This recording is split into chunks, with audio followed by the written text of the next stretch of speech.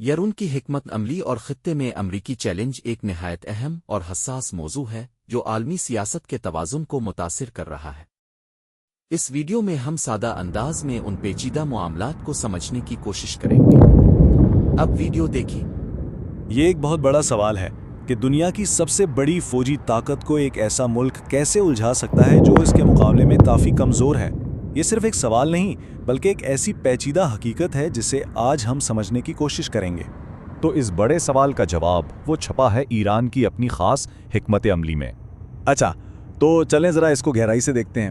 دیکھیں، یہ جو لڑائی ہے نا، یہ دو بالکل الگ قسم کی طاقتوں کے بیچ ہے۔ ایک طرف تو امریکہ کی روایتی زبردست عسکری طاقت ہے اور دوسری طرف ہے ایران کی غیر روایتی یا جسے ہم کہتے ہیں اے سیمیٹرک اسٹریٹجی۔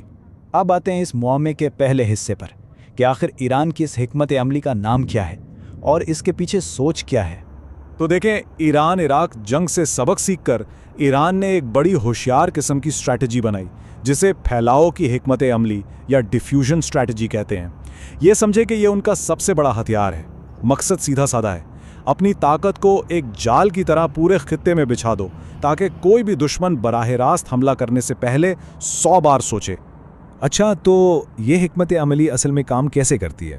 یہ پراکسیز کے ذریعے کام کرتی ہے، یعنی ایران اپنا اثر پورے خطے میں پھیلاتا ہے، جیسے لبنان میں حزب اللہ کو مضبوط کرنا، یمن میں حوتیوں کی مدد کرنا اور اسی طرح عراق اور شام میں ملیشیاز کی حمایت کرنا۔ اور سچ پوچھیں تو یہ کوئی نئی چیز نہیں ہے۔ تاریخ ہمیں یہی بتاتی ہے کہ کمزور طاقتیں ایسے ہی جیتتی ہیں، یعنی جب آپ ہارتے ہی نہیں ہیں۔ یاد ہے ویتنام کی جنگ؟ امریکی فوج نے وہاں ہر ایک لڑائی جیتی، لیکن آخر میں جنگ کون جیتا؟ یہی کہانی افغانستان میں بھی دہرائی گئی۔ تو بات صرف میدان جنگ جیتنے کی نہیں ہوتی۔ اور یہی سب سے اہم نقطہ ہے، ایران کے اصل نشانے پر فوجی ٹارگٹس نہیں ہیں بلکہ امریکہ کی سیاسی اور اقتصادی کمزوریاں ہیں۔ تو ایران کرتا کیا ہے؟ وہ غیر فوجی طریقے اپناتا ہے، کبھی تیل کی قیمتیں اوپر نیچے کر کے عالمی مارکیٹ میں خلل ڈالنا، کبھی سٹاک مارکیٹ میں ہلچل مچا کر، اور سب سے بڑھ کر امریکی حکومت پر سیدھا سیاسی دباؤ ڈال کر۔ ان کا گیم پلان بس یہ ہے کہ لڑائی کو لمبا کھینچو اور ڈٹے رہو۔ اب ذرا بات کرتے ہیں پیسوں کی، یعنی اس جنگ کی قیمت دونوں فریقوں کے لیے کتنی مختلف ہے اور یہ فرق کتنا بڑا ہے۔ اب ذرا اس جنگ کے مالی بوجھ کا اندازہ لگائیں۔ پینٹاگون خود کہتا ہے کہ جنگ شروع ہونے کے صرف 6 دنوں میں امریکہ 11.3 ارب ڈالر خرچ کر چکا تھا۔ یہ ایک ناقابل یقین رقم ہے۔ اور بات یہیں ختم نہیں ہوتی۔ صرف 16 دنوں میں ایرانی ڈرونز اور میزائلوں کو روکنے کے لیے جو انٹرسیپٹرز استعمال ہوئے، ان پر 26 ارب ڈالر لگ گئے۔ سوچیں، یہ صرف دفاع کا خرچہ ہے۔ اور یہ بھی سنیں، امریکہ نے 850 سے زیادہ ٹام ہاک میزائل فائر کیے ہیں۔ صرف ایک میزائل کی قیمت 36 لاکھ ڈالر ہے۔ مطلب صرف ان میزائلوں پر 3 ارب ڈالر سے زیادہ کا خرچ آیا، اور یہ ذخیرہ بھی تیزی سے ختم ہو رہا ہے۔ اور یہی اس ساری حکمت عملی کا نچوڑ ہے، لاگت کا یہ زبردست فرق۔ ایران ایک سستا سا ڈرون بھیجتا ہے اور اسے روکنے کے لیے امریکہ اور اس کے اتحادیوں کو لاکھوں ڈالر کا میزائل داغنا پڑتا ہے۔ یہ ایک ایسا مالی کھیل ہے جسے لمبے عرصے تک جیتنا تقریباً ناممکن ہو جاتا ہے۔ پیسوں کی بات تو ٹھیک ہے، لیکن اس جنگ کا ایک انسانی پہلو بھی ہے۔ ایک بھاری قیمت جو چکانی پڑ رہی ہے۔ کم از کم 13 امریکی فوجی ہلاک اور 300 سے زیادہ زخمی ہوئے، اور اس کے علاوہ فوجی ساز و سامان اور اہلکاروں پر جو دباؤ ہے وہ مسلسل بڑھتا ہی جا رہا ہے۔ اب ذرا اس پوری تصویر کو بڑے پیمانے پر دیکھتے ہیں تاکہ ایران کی اس پیچیدہ حکمت عملی کی ساری پرتیں سمجھ میں آئیں۔ ایران کی اسٹریٹجی نا ایک 3D شطرنج جیسی ہے۔ وہ ایک ہی وقت میں کئی چالیں چل رہے ہیں۔ ایک طرف اسرائیل پر براہ راست حملہ کر کے سب کی توجہ وہاں لگا دی، دوسری طرف خلیجی ریاستوں پر دباؤ ڈال رہے ہیں، پھر اہم سمندری راستوں کو خطرے میں ڈال کر پوری دنیا کی معیشت کو مشکل میں ڈال دیا۔ اور ان سب کے پیچھے ایک بہت گہرا سفارتی کھیل بھی چل رہا ہے۔ اس سے ہوتا یہ ہے کہ مخالفین الجھ کر رہ جاتے ہیں کہ آخر دھیان کہاں دیں۔ یہاں ایک بہت بڑا فرق نظر آتا ہے۔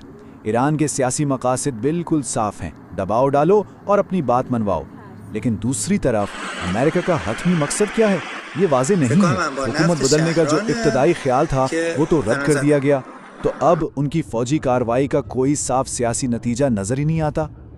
لیکن ایران کا سب سے خطرناک پتہ ابھی بھی ان کے ہاتھ میں ہے، ان کا آخری حربہ۔ وہ خلیجی ممالک کے ڈی سیلینیشن پلانٹس پر حملہ کر سکتے ہیں۔ یہ وہ پلانٹس ہیں جو اس پورے خطے کو 95% تازہ پانی دیتے ہیں۔ اگر ایسا کوئی حملہ ہوا تو لاکھوں لوگ پانی سے محروم ہو جائیں گے اور ایک خوفناک انسانی بحران پیدا ہو جائے گا۔ تو آخر میں ہم اس مشکل صورتحال پر آتے ہیں جس کا سامنا امریکہ کو ہے، ایک ایسا جال جہاں کوئی بھی راستہ آسان نہیں ہے۔ فوجی ماہرین کے مطابق امریکہ کے پاس دو ہی راستے ہیں اور دونوں ہی برے ہیں، یا تو پیچھے ہٹ جائیں اور کہیں کہ ہم جیت گئے، یا پھر کشیدگی کو اور بڑھا کر حالات کو مزید بگاڑ دیں۔ یہ ایک کلاسک اسٹریٹجک جال ہے، اور ماہرین کی رائے بھی اسی مخمصے کو مزید پکا کرتی ہے کہ صرف فوجی طاقت سے اس مسئلے کا حل نکلنے والا نہیں ہے، بلکہ اس سے معاملات اور بھی زیادہ پیچیدہ ہو سکتے ہیں۔ تو آخر میں ہم اسی بنیادی سوال پر واپس آ جاتے ہیں، کیا جنگ کے پرانے اصول آج بھی کام کرتے ہیں؟ جب لڑائی کا طریقہ ہی بدل گیا ہو تو جیت کا اصل مطلب کیا رہ جاتا ہے؟ یہ وہ سوال ہے جو ہمیں آج کی جنگوں کی بدلتی ہوئی حقیقت پر گہرائی سے سوچنے پر مجبور کرتا ہے۔ اگر آپ کو میری ویڈیو پسند آئے تو براہ کرم اسے شیئر کریں اور چینل کو سبسکرائب کرنا نہ بھولیں۔ ویڈیو دیکھنے کا شکریہ، لائک کریں اور شیئر کریں۔